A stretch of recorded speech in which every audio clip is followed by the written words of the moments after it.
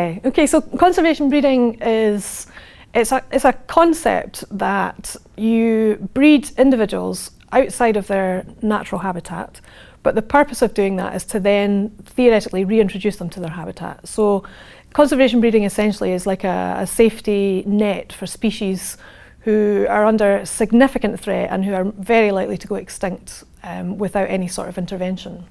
I mean, ideally, what you want to do when you're thinking about looking after species is you want to look after their habitats. You know, that's going to be the most efficient and most effective way to look after species. And ideally, that's what you try to do. But in some cases, it's just not going to make any difference. So for species for whom they only have a very, very small population, maybe 10, 20 individuals, it doesn't matter what you do with their habitat. That species is at very high risk of extinction. And it's in those kind of situations you might consider taking all of the individuals of that species into a captive environment. So for species like Przewalski's horse, like the black-footed ferret, that's exactly what happened. In both of those cases, there were less than 20 individuals left anywhere in the world. And decisions were taken to take those individuals into a captive setting and to breed them with the purpose of then re-releasing them into their habitat. So when you do that, what you have to do is you have to breed the individuals, obviously, to increase their numbers. But you also have to make sure that you capture as much of the genetic variation within that species as possible. So you have to be careful about which individuals you breed, how many times you breed individuals, and that no individual theoretically is left out of that breeding program, so that you capture as much of the original gene pool as possible. The other thing you have to be wary of is not domesticating the species too much.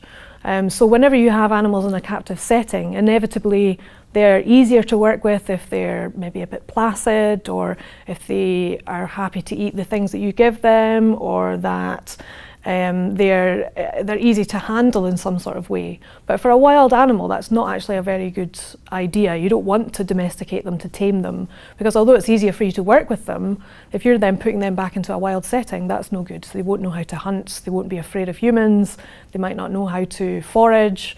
So there are all sorts of behavioural problems that can come out of keeping animals in a captive setting for any length of time.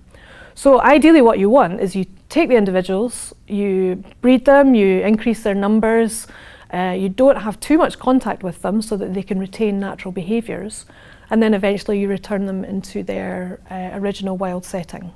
Now obviously you can't do that if they're still under threat, so in some cases you may have to keep individuals for many generations until you know that they'll be safe back in their wild environment. And once you do that, you also have to make sure that you retain some individuals in a captive setting, because if you put all of your individuals out at one time and something happens, then all of the efforts you've gone to have been completely wasted.